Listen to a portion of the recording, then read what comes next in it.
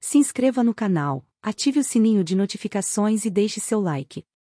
E que se mamãe e papai não estivessem tão sobrecarregados, ela teria chegado a conclusões totalmente diferentes.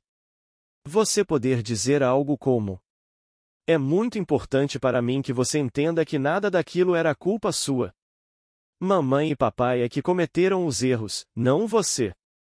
E se mamãe e papai não estivessem tão sobrecarregados ou se você tivesse tido outros pais, você saberia que é bom o bastante do jeito que é, saberia que eles têm muito orgulho de você. Eles amam você, mesmo que você às vezes faça birra. E é normal que você dê um pouco de trabalho, mas eles gostam de cuidar de você.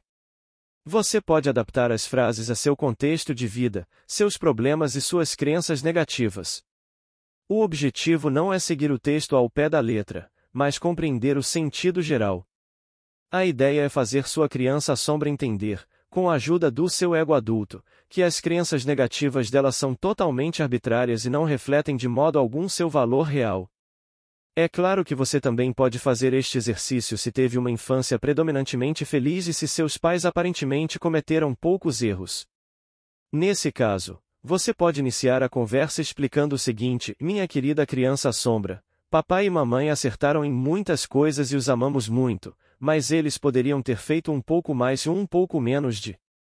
É de suma importância que de agora em diante você tome cuidado para que sua criança sombra não assuma mais o controle de suas ações. A criança sombra pode estar assustada e desanimada, pode preferir se distanciar ou mesmo agredir, mas é o adulto quem determina o que vai ser feito. É a mesma coisa que na vida real. Se a criança tem medo de ir ao dentista, por exemplo, o pai, a mãe ou o cuidador amoroso a pega pela mão e a ajuda a enfrentar a consulta. Ela não vai deixar que o medo da criança fale mais alto e cancelar a consulta. Também não vai permitir que ela deixe de ir à escola porque não está com vontade. Você pode agir do mesmo modo com sua criança sombra, escute com atenção seus medos e suas preocupações, mas, no final das contas, é você quem decide, de modo racional e sensato o que vai ser feito. A propósito, converse com sua criança sombra quantas vezes forem necessárias para que ela entenda a mensagem. Não precisa ser nada demorado.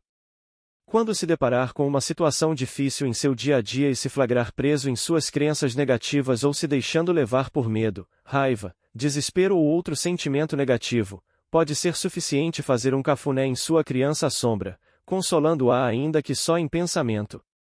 Você também pode confortá-la e encorajá-la com algumas palavras, o que cria certa distância entre a configuração da infância e a realidade do adulto, e assim impede que seja acionada sua configuração automática. Esse pequeno distanciamento entre a percepção de sua criança sombra e seu adulto interior permite que você reflita sobre seus padrões de comportamento, criando oportunidades de tomar decisões novas. Exercício: reescreva lembranças.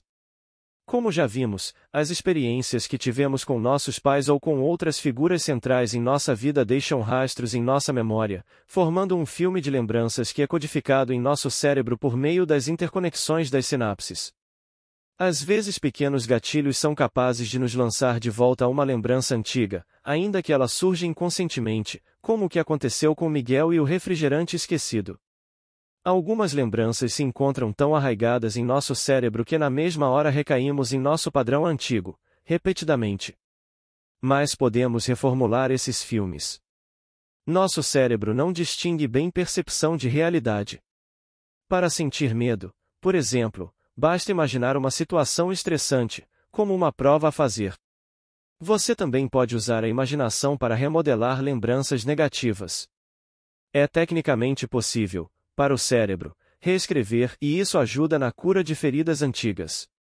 Assim mudamos um pouco nosso passado, e com isso também os sentimentos negativos que vêm à tona com ele. Como disse Eric Castner, nunca é tarde demais para viver uma infância feliz. O exercício a seguir costuma ser usado na terapia do esquema. Eu o peguei emprestado do livro Schema Therapy in Practice, Terapia do Esquema na Prática, digita Jacob Arnold Arntz. Você deve se lembrar de pelo menos uma situação da infância, se não várias, que foi no mínimo desfavorável, quando não angustiante, assustadora ou até traumática. Situações que talvez tenham sido típicas do modo de criação de seus pais ou de seu cuidador. Escolha uma situação concreta de sua infância que esteja relacionada às influências de sua criança-sombra. Não é necessário imergir totalmente nessa lembrança caso ela evoque sentimentos muito dolorosos. Se, digamos, seu pai maltratava você, imaginar como esse pai levantava a mão já é suficiente, não precisa reproduzir a cena por completo. Mas você deve adotar a chamada perspectiva de campo, ou seja, se ver nessa lembrança não de fora, mas através dos olhos da criança que era na época. Sinta exatamente o que você sentiu naquela situação, lembrando que não precisa se aprofundar no sentimento. Por exemplo, se sentiu medo, basta sentir na memória um pouco desse medo. Agora, imagine-se sendo ajudado nessa situação. Visualize uma pessoa entrando em cena e indo em seu auxílio. Pode ser uma pessoa real, como uma tia ou uma avó querida, mas também pode ser um personagem fictício, como o Superman ou uma fada. Não há limites para a imaginação neste exercício.